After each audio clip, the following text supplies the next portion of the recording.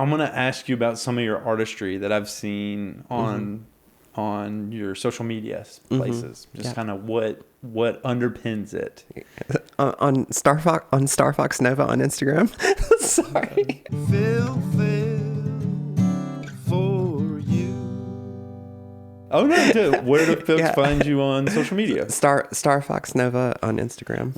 When I put these all out, I'll put links in the descriptions, and That was pretty. I want to make sure everybody finds their way to you. So some of the stuff you've seen there, yeah, and I just want to talk a little bit about it's art. It seems to me to be art. I'll mention a couple of them. Okay. The things that I've noticed is like motifs. Yeah. You have a current motif that's about an audition. Oh yeah, I haven't done one of those in a couple of days, but yeah. Yeah, you've got this thing where it's like I'm ready for the audition, and you kind of do it in this like in my mind, I think it's like there's going to be a sexual component to this audition. My mom saw some of these and she's like, "Nova, you're not doing porn, are you?" And I took it as a moment to say, "Well, what if I do porn, Mom?" You know, yeah.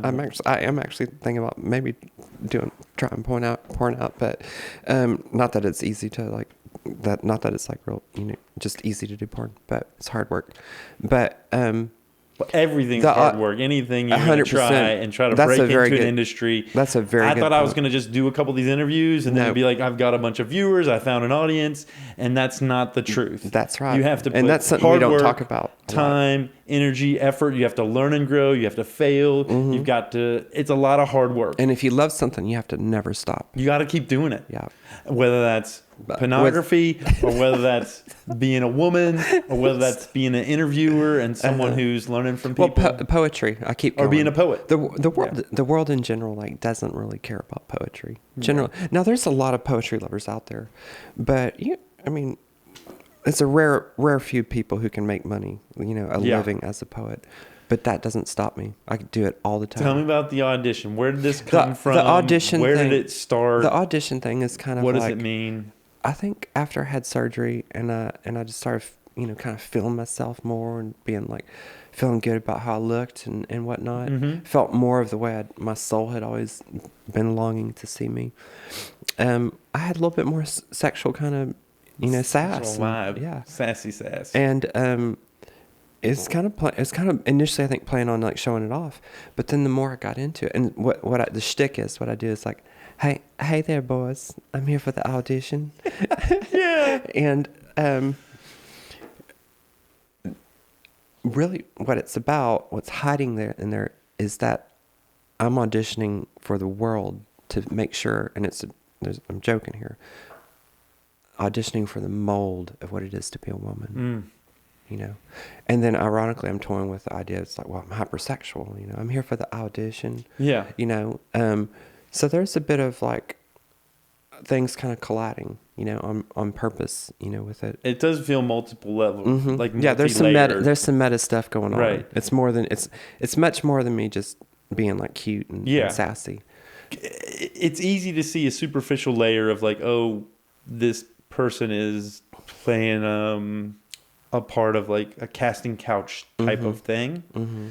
And then there's another one where it's like, oh, this is a human being leaning into their sexuality as a selling point or as a part of negotiation. It's like, hey, I'm a woman. I'm a beautiful woman. I have sexuality as a part of, the discourse. Yeah. I didn't think of it as like coming out to the world though. That's interesting. Yeah. It's, I think the more I continue, and there's stupid little snapshots. There's nothing. I don't think there's anything phenomenal about it, really. They're just stupid little candid moments. But I wouldn't. Oh no, I wouldn't. I mean, you can if you want, but I don't think they're stupid. I think it's really. They're dorky. I think it's art. Yeah, and I think you're saying something. You're doing these over and over again. There's something you're trying to say to the world through this expression. I think it's easy to call it stupid or dorky, but it's like, well, I think there is something. The more I do it, the more of a statement it becomes. One that I am auditioning to the world. Am I going to get the world's acceptance? Not that I need it, but it's a joke, right? It's like, well, do you? I mean, I think I want to be accepted for how I am, you know. I think everybody probably wants something like that. What's the response been? To the audition videos?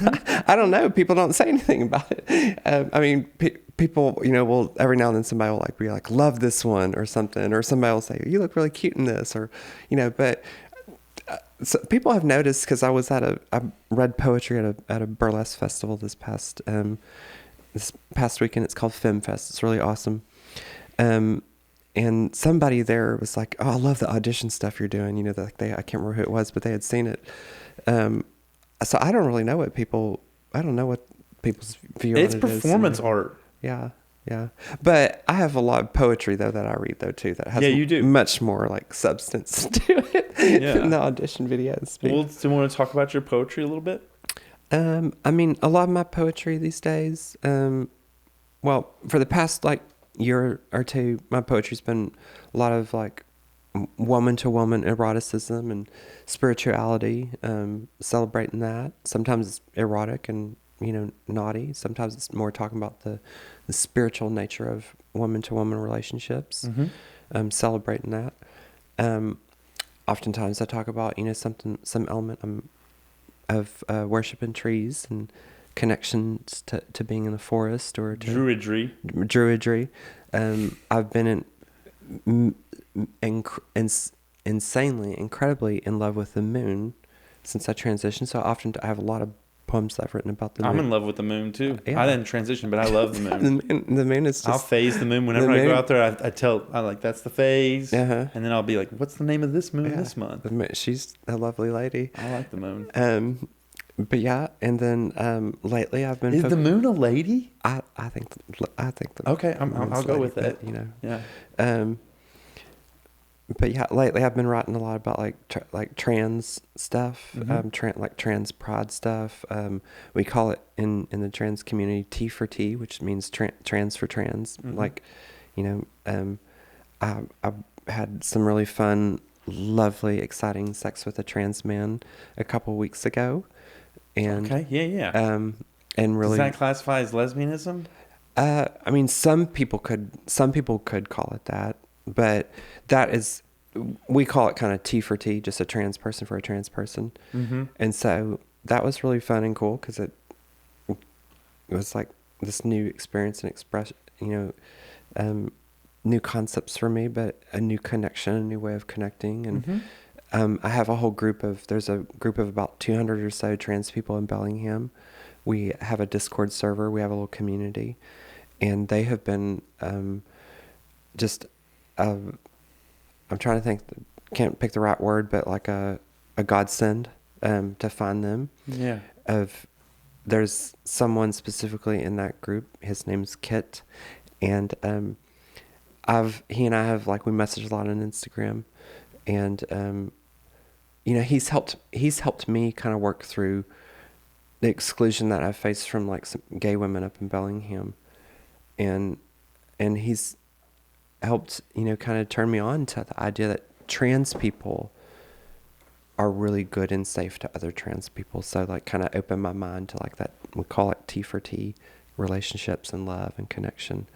And so that finding that group and being a part of it has been awesome. And they're quite a bit younger than I am in general, and they're kind of punky and like gender punks and like gender fluid, and I love it. I absolutely love it. There's just like a punk element to the culture, and I've realized that's been a big aha for me. Is like my poetry is like, I've realized this like literally in the past week. That's why I'm just mumbling about it. But how punk my poetry is, and I never thought that stuff, you know, but it's always kind of been that way. It's always been fairly irreverent, always critiquing like culture in some manner. Yeah. You know, or if it's celebratory something that we don't traditionally, you know, typically do in broader culture. So that was a long ramble, but that's a lot of what my poetry's about. I think that's where that started. So yeah. Would you read a poem? Sure. I guess I'll read this one. What's up? What just happened? Nothing. I mean, it's a provocateur piece. Okay. And it's expressing some deep emotions. A lot of what I've been kind of orienting lately. It's called Beyond a Patriarchy. Beyond the patriarchy of woman and man, outside our privilege and trust, beyond the village, near the chunky bark oaks, strolls the witch of the trans woman. Mutterings of man and woman, bumbling like flies, facades for death and dying, banal decay, just a little over the tall grass in the air of dancing dust. Does this witch ever age? But the moonlight decides the mythology where she sits. What side is the wind? What side is the town?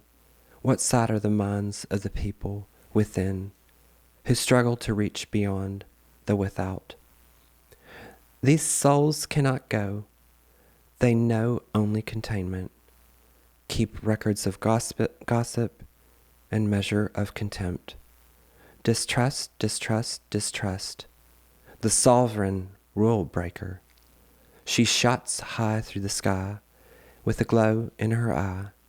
The trans woman witch harvests life and learns freedom. Able to find all this without love, strolling the dark midnight forest. Yeah. I wrote that literally 4 days ago, and You did. I can't remember if I read it or shared it. Hot off the presses. Yeah.